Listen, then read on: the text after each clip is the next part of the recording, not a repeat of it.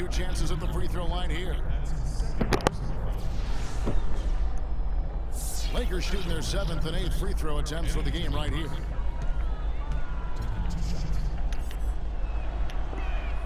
And he knocks down the first one.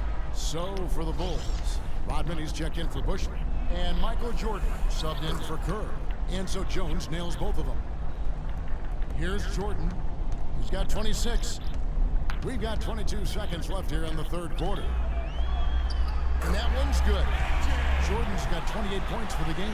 He's having quite the quarter here, guys. I mean, shooting the ball extremely well. Jordan against Fisher. He feeds it to Jones.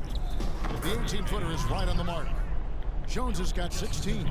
Well, this is what he does. He's shooting it well. He's scoring a lot of their points, getting them in front. From deep, Jordan got it off in time, but it's no good. And as we conclude the 3rd quarter, pretty much a blowout. It's been a one-sided affair. Lakers ahead, just dominating this one. And we're coming right back after this break to get the 4th quarter underway.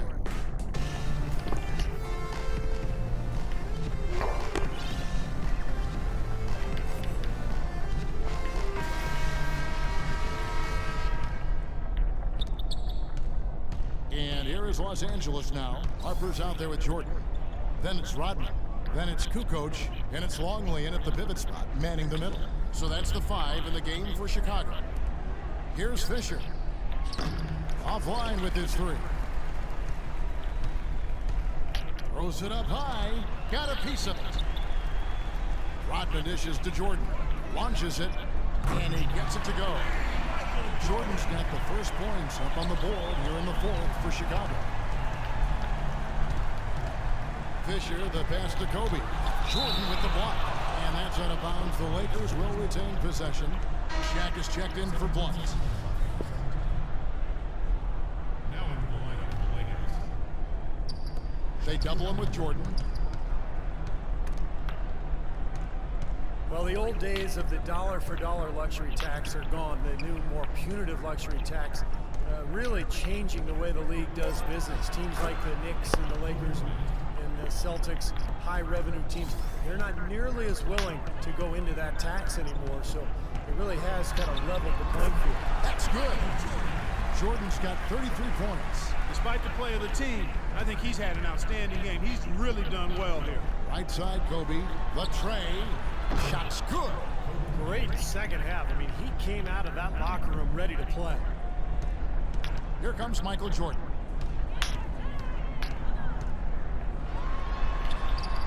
Bryant with the rebound. Bryant's got his 3rd rebound tonight. Throws it down as the official calls the foul. It may be a 3-point play. Then as Rodman picks one up. Boy, great job of attacking on the break. Yeah, it sure was. He made a beeline for the bucket as soon as they got the ball. Right away, straight to the rim. The Bulls having all kinds of trouble defending against Kobe. He's got 30 points, and from downtown, he's buried 3 3-pointers. Yeah, when he's been able to get to... How about that basketball, man? Beautiful. Wow. Boy, how's that for a quick possession? Yeah, it sure was. I mean, he didn't waste any time getting down the court, did he? The drive by Jordan. No good again that time. You know, so many games are decided by which team wins the rebound battle. And that's held true in this one so far, Steve. And even if it's only a modest advantage that they have in that category, it's still a significant factor. Or it's blocked. It's tipped. It's stolen by Jones.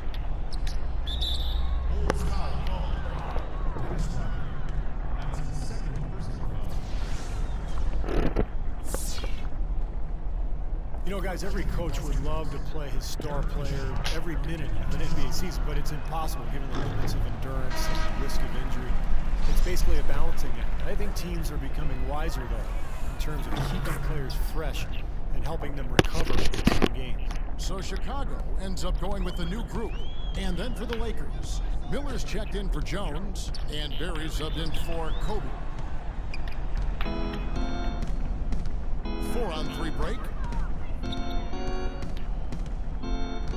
And here's Fisher. There's the pick. Out to the right wing. Here's Barry. 6 to shoot.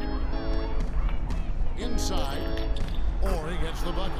And looking at player recovery, now with the ability to track player movement, either with cameras or even sensors that players can wear, teams are better able to measure the workload of players, helping them make decisions about where rest is needed and when it's needed, and even help them predict when there's a risk of injury, and that's really a golden bullet. And again, another example of information being used to enhance player performance.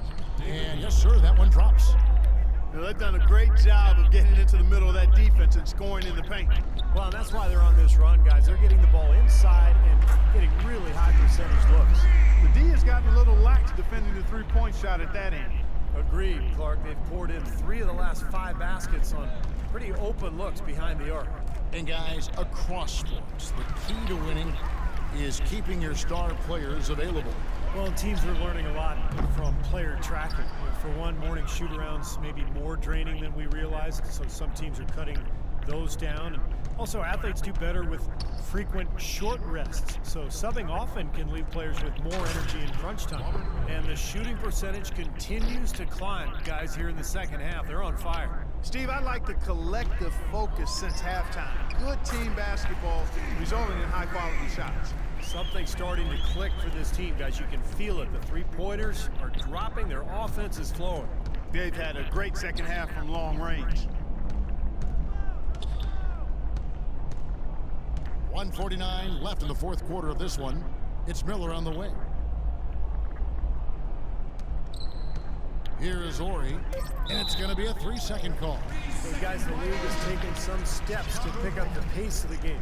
Over the last decade, we've seen a lot of rule changes with hand checks, zone defenses, tightening up flagrant foul rules and physical play in general. Catching up on the changes for Los Angeles, Eldon Campbell. He's checked in for Shaq. Lunt comes in for Ori, and it's Brown in for Fisher. They swipe it. Bury the pass to Brown. 1:25 left to play in the final quarter. And back to that move by the league to speed up the game. It doesn't seem like the league is done. Yeah, you know, and I think more can be done, Kevin. Cutting down on timeouts. You see in soccer, they just run a little sponsor banner in the corner of the screen while the ball is in play. Continuous play. Continuous play. Reduce the number of free throws, I think, is another step. But that would be more a result of not fouling than teams not getting to the line. And one team is just completely outclassing the other tonight. Spirited performance, and it really ignited what is turning out to be a monster win here for the Lakers. And they could do no wrong today, Steve. That's right. This was a team performing to its Clark fullest capability. Yes, very satisfying win for them, too. A game to remember, and on the other side, definitely one you want to forget as soon as possible. And what a huge standout performance it was for Bryant. You have to look at his steals and when he would come up with them as major factors in this result. Jordan kicks to Kerr. They get the rebound. Back to Jordan. No luck. Miller with the ball. Well, they're not going to get back into this game when they commit frustration fouls like that one. How about exasperation fouls? I mean, that's what it looked like to me. It's an indication of the kind of game they've been having. First free throw is good.